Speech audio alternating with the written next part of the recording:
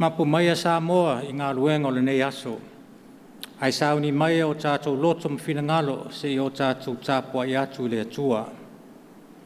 A wā o le maro o le atua, e le o mea ai, ma mea inu. A o le ami o tonu, ma le file mu, ma le oli i le anganga. Si o tātou te talo. Le atuae, ma tau te iai le whai ungo le nei aso. O le aso mātou vai, ai wasauni uni pēa o mātou loto e toi mafuta mlau fio, e ara i lo mātou Tapuaiga. Mātou te talo, au ina maila ua nganga pa ia, teitu aloina i mātou, ina ia mātou Tapuaiga atu i lau fio, i le anganga malimoni, ono Yesu mātou te wala au atu ai. Amene. O le whaitawina o le tusi pa ia, mai le tusi whaitau aso, Roma, tusi a Paulo i a Roma, o lona matau pu sifu malwha, fo iupu mua whaangata mai i le fo iupu e ono. O le a au whaitawina fo iupu mua, lua ma le tolu. Whaafonga mai a inisi o Afionga alu tātua tua. Ia o tautalia le leile tangata vai i le whaatua tua. Ai au le whina wai ma ia ona o nisi mawhauwhaunga. O le tāofi o le tasi e aina mea umalava. A o le e vai, e ai e ia na o mea lava e tutupu i le lau ele. Awane i tau whaatau waaina e lewa ai le tangata wa le ai. Aua fo ine i whaamasino ina atu le tangata wa le ai, le tangata wa ai. Ia whaamanuia mai le atua e ala le whaitau ina o le tātou whanongolongo ia nā whionga pa ia. Tu maupe ia te ia, lona lava vi inga, nei maso uma. Se o tātou ifo mo te talo i le atua. Lo mātou te mai o le langi, le tupu sili se, le na whaia le langi ma le laro langi ma mea uma lo i ai. O le atua mai le vavau e o le wha vavau, ma e whapena fo i lau lofa, e te le tu la fo ina i mātou, a e te tuli lo ina i mātou i lau lofa. Whaftai tonu fo lau i nā māsina o tū nai atu. Le nei wa mātou tū vai ai i le manuia i le nei māsina fou, o le māsina sfutasi o le nei tausanga. Ua mānawa lau whanau i whi au mga luengo le nei aso, le nei fo i vai aso. Whaftai o lau au wai mai, wa i manui ai o mātou whaiva mtiute. O lau fo ina mai o le mālosi mna tō mai, whaftai te mā, sa whao ngā e whātou nuina ai o mātou ngā luenga. Whaftai lau puinga ia i mātou le nei aso, le uta ma le tai, le urufale ma le urufafo, whaftai le saunga le muai o mātou ola. E o loono fale o tino mātutua, whaftai lau tau singa alofa, e whanau i leo atu man fo i mai a onga, whaftai te malo puinga. Whaftai le poto o whaopopo i o lātou mawhauwhau, whatasi ei mata leni mga waa, o waso lātou lumanai ma se ola tau tua manuia. Whaftai lau tau singa ta mā, tele manu anwa i mea te fua ina mai e tau sia o mātou ola whare tino, o mea ai, o lava so se mea whaftai tele. O mātou ola whare anganga, whaftai lau au whai ngā luenga, e no manu i tutono o nuk mawhio anga taitasi, o wā se manuia o tangata. Whaftai le TV lua, malo lātou au nanga whare anganga, i le mamalu le atunu. Whaftai te mā lau tusi pa ia, e a wai ma whaatonu mai i mātou. O lau anganga pa ia le fisosani siri, e musu ia i mātou ina ia tonu masao mātou whiriwhiringa ma tonu whai. Siri lo mātou whaftai o no Yesu Keriso malana ngā luenga i lungo sa tauro, na maliu ina ia mātou mauai le awanoa, e uru whale ai i lo mālo e whaavavau. Tu mau pēia te oe le whaamanu whaane tanga marivi inga, nei māso uma. Pangalo mātou tuai, la ngona lava I mātou le mātou whaatau vae I o luma. O le mātou ola whaafōlinga ma le tusi lima. Le loto whaamaulunga ma le whaasausili. Le whaamua o mātou manao, ai whaatua na I lau finangalo. Mātou le sāwa vali ma le whaete e iu ina mātou sāwa vali le pongi sā. O mātou aunga tāma pa ie e whao ngā upenga whaale anganga ti te ai le whiri. Taru le pupu o mātou loto I tu ina naunga ma mea o le nei lalolangi. O mātou le wha maoni o mātou tiute ma tofinga I ofisa wha lapat patonga a inga ai meisele e kālesia. Wha mangaro mai mātou tamā. Wha mangaro le whanau I le leo siustai mātua ma whai a onga ai meise wale maua le matau I la ua fio. Ia e lofa wha mangaro I la tau. A vea le toto pa ia o Yesu Keriso le mātua li whaola e wha mangaro omo o mātua ngā sala. O oi lava o se atua wha afonga taloe. Mātua te taro mo le file mo le larolangi vevesi, le whetau ai, ma le vai ino o atunu. Mātou te talo mo Samoa, pui mai le vai ai. Ai a mau le nofo file mo ma le nofo fealu whani o tangata. Pui mai la o atunu, I mala whale nā turo, o a whā, o munga la, ia mamala, wha mai. Talo ia whaamanuia le whai ngā mālo, mau I lātou le alofa mone le atunu, mai ia lātou langona I le musumusunga lawa nganga pa ia, awa se manuia mo Samoa mo na tangata uma. Mātou te talo mo lau ngā luenga I te tono Samoa, ia sanga tupu tele ina. O le au whai ngā luenga pa ia, mau I lātou le loto tele ma le mālosi o le tino, mā whau ai meise le anganga, awa le tawasuino le vai o le ola I nuu māwhio anga. Whanau o loo sa auni mo suenga, ia mau I lātou le poto, whamanuia ro lātou tau mwhainga. O e mamai whale mai ma ota malawa, a apa I o a au whaamaro lo. E o loo whanau no o le maliu ma le oti, whaamaise ma whaamawhanwhana I lau nganga. O lo mātou te talo ia, whaatasi ma le te talo lilo le tangata lava ia whaia pea I ailau finangalo, ai au lava so mātou tau anau. Si taimi mātou whaanongolongo la upu, whetalai mai e ala le whaatau vao lau au auna. Te tala le whaalongo ai lātou uma o loo whaafonga ne Afiafi. Ono Yesu e ala ilo mātou te talo. Amene. O le launga le swafa o le tamā le alo ma le anganga pa ia. O le manatu au mo nei lua vai aso, loto maulalo. Ia te tusa tā manatu. O le ale winga o lea mea, ia te tusa o tā manatu, ma le manatu Yesu, lea na wha maulalo e ia te ia. A o le manatu I le nei Afiafi, tu sai ma le tusi whaitau aso, wa e manatu o ai oe. Wa e manatu o ai oe. Who do you think you are? Wa e manatu o ai oe. O le tusia Paulo lena tusi le e kālesia o le au whaatu I Roma. E whaasino lea I le nofo le lei o le au whaatu. E iaia fe ese inga I tula I mai. So se whaalaputonga I eilea mea e o foi I mawhitanga whale au whaatuatua. Ma e au mai ai ni ana tima inga whautuanga pe whaafeona fo ia fe ese inga. E le ni fe ese inga e whaoa se whaolotanga se tasi. E le ni mea te tele. O mea la iti tupu so o mai ai au vea ma mea e tupu ai maasei ai lau whai I mawhitanga le au whaatuatua. O la alima taupu le e tala no I eile apostolo. O la si mea o mea ai. O mea ai lea wa o pisa I nei le au lotu. Le ma waile fo yupu mua fa pelo na faitauina ia auto talia le tangata vai i le whaatuatua. Wai tangata vai ia.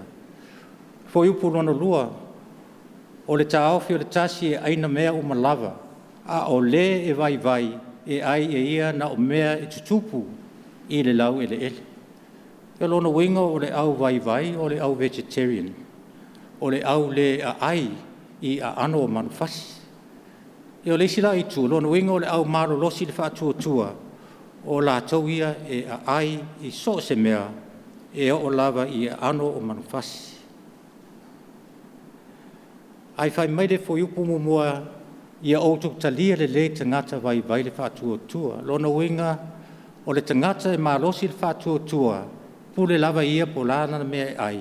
Talia le tangata lea lono uso e vai le whaatuatua na o ka pisi i mawhala au eina ana mea ai masupo. O le whiaula lea e whaatau i tangata e malosi le whaatuatua.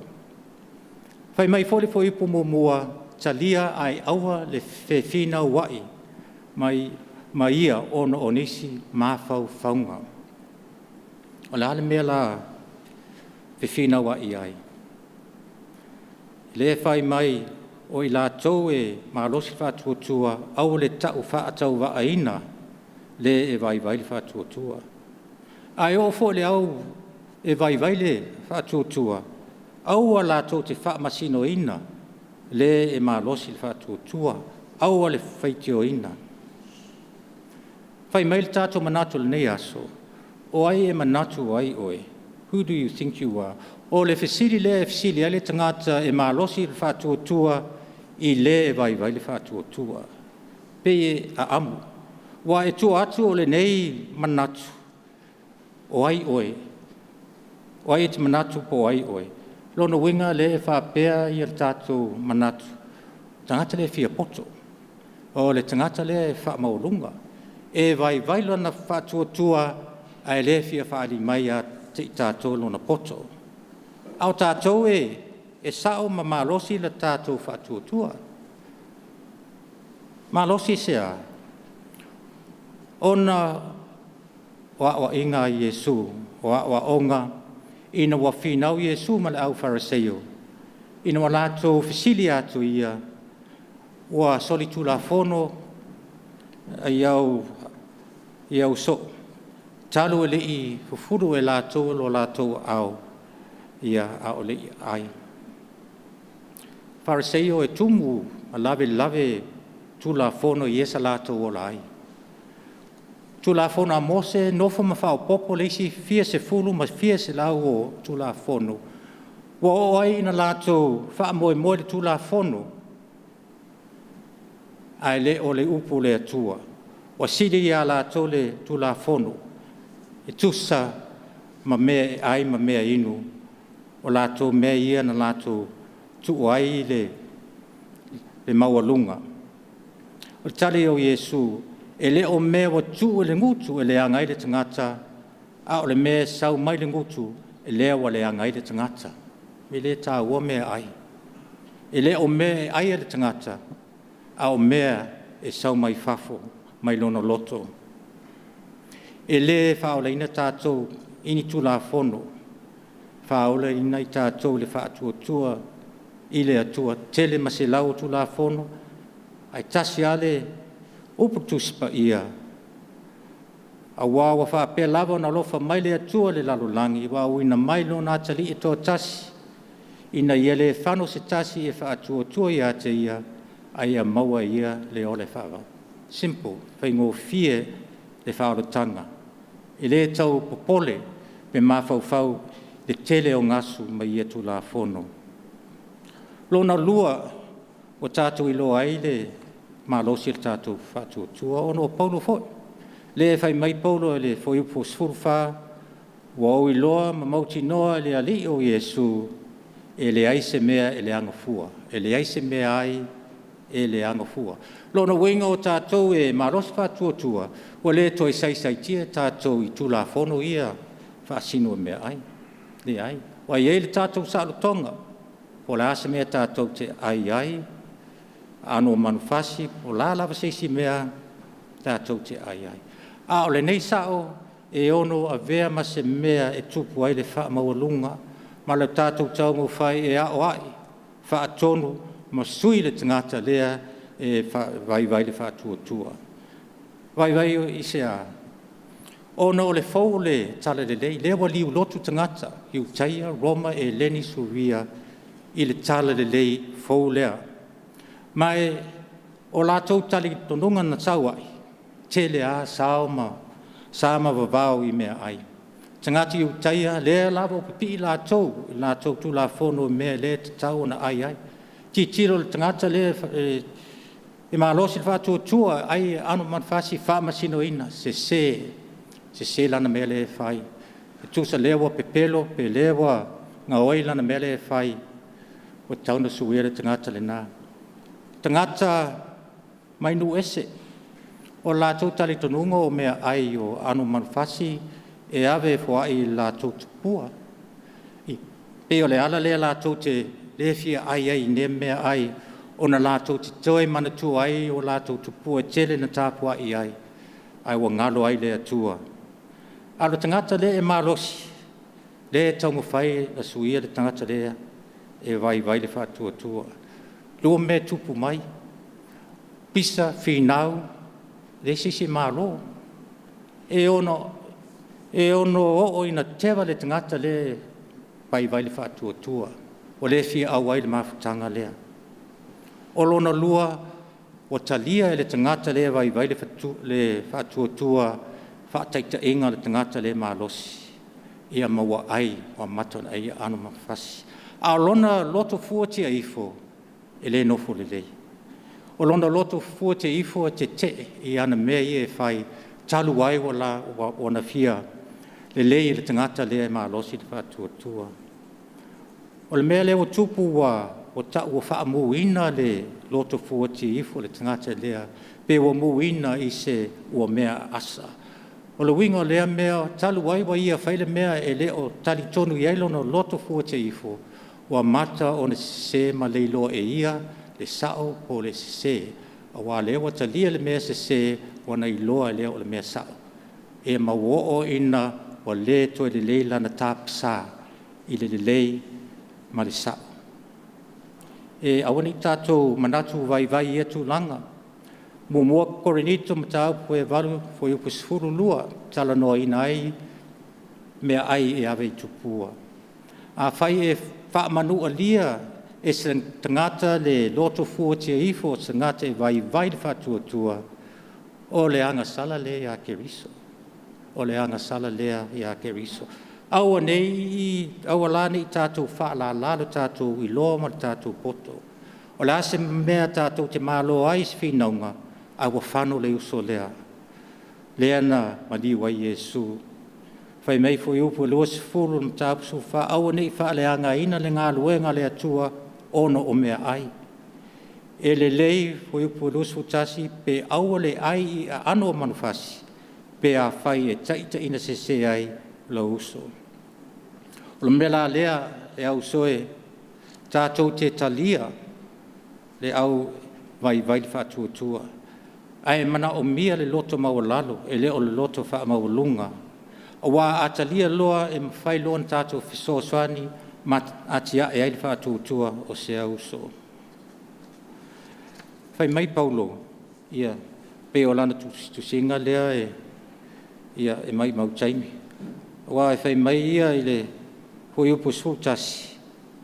Ia e le o mea aima mea inu. E le o mea aima mea inu. Aia, o le ami o tonu, ma le file mu, ma le oli le anganga. O le malo lea o le atua. Mai mautaimi tātou pisa ia mea. Lona wea tātou, lona lua tātou te le wha masino ino tātou uso tangata. E le tātou mtawhai o ina, o le ngā luenga nā o le atua. Ia e ui ia a onga manino. Ai te loa o le mele e tupu pea i tātou mawhtanga whakirisiano. Tupu pea i mea ai. E i tangata whai mai le te tau ona a ai mea ai tā pena le asa. Tele fo i nisi fo i o mea tapisa ia e kāresia, talu ai ese tangata, ese foi langona, pe tangalin waina pe le ai, o le ale aso e pa uai le aso sāpati, me wha pēnā. Tele, awa maua ia awa onga mai a Paulo, e whaima fo ia wha whita auri. O Paulo, vai teimi a o Saulo Paulo, o la ngā luenga, o ia tangata o a oina lei, tau pu siri wha i utaia, pēna maua ia lana, pēna o ia te ia wha maua lunga. Awa, o lana poto lea wa iu ina toa tā mai i la tau ele i wha alongo, i ana o onga wha i utaia, ma alu turi loa ina whasioti. O le mea lea na o ele wha maulunga, wha o lima whasioti i isi tangata e ese la tau na ngona. Peitai ina wa li ua i le ala i tamaseko, na tumau pēr lona ma ele ngā, ai wa suia lona ma natu, lona ma fau, o ma fau pe o keriso. Ma natu pe o keriso, o maua i le loto maua lalo, na te ia te ia lava, ma wa whaati ngā ia te ia lava, ai li i whaati ngā i lona uso tangata. Mua kore nito tau pue walu fo i pulus furu tolu, whai mai pauro le nei a whai e pa ula uso ono le mea e ai, au te le toi ai lava i tino o manu e o i le whaavavau. Ina nei pa o ai lo uso ia te au. Self-sacrifice, talu ai lona loto maulalo. Le au soe au nei tātou tau mo whai e sui le stangata. Tātou tiro ma tau mo whai sui tātou. Au nei tātou whaapea o ai lo manatu po ai oi. A tātou ai tātou whesidi ia te tātou lava. O ai lea o te manatu o ai au. O le tari. O a o le tangata e angasala. O a o le tangata e ono mea o na whaasala i le oti talu ai lo angasala. Peitai, o a o le tangata whaola ina, ona o le alofa tu noa o le atua. O a o le tangata whaola ina, ona o le toto o le mamoe. Na tupu la lea o le a. Na tupu a lea, nei lea o le loto whaafitai, ma le loto wha maulalo. O ina e mau ai le malosi moni, e te whaapare pale, e te talia le tangata, e vai le whaatuatua, e matato nofo whaafile mbu whaatasi. Ia manuia on o Yesu. Amen.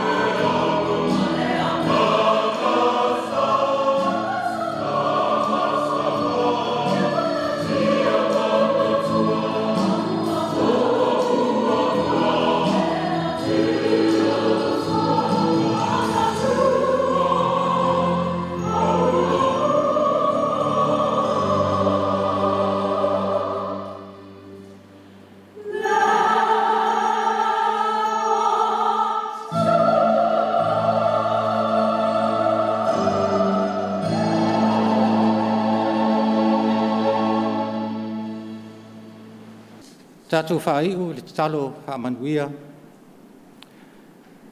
Le awa iu le mātou tā po inga tamā, whaaftai le au mōlia ina ia maua le nofo whealufani a lau whanau. Au mātou sauni fuafuanga whaiu nei Afiafi, mātou te talo ia tū mō maia i o mātou lunga, whaapea Samoa atoa le manuia ma le file mū mai ati oe. Le alofa siri ese a Yesu Keriso, i le mawhitanga whai pēr ma oe le anganga pa i ai. Nei se o le whaavavau lava. Amen.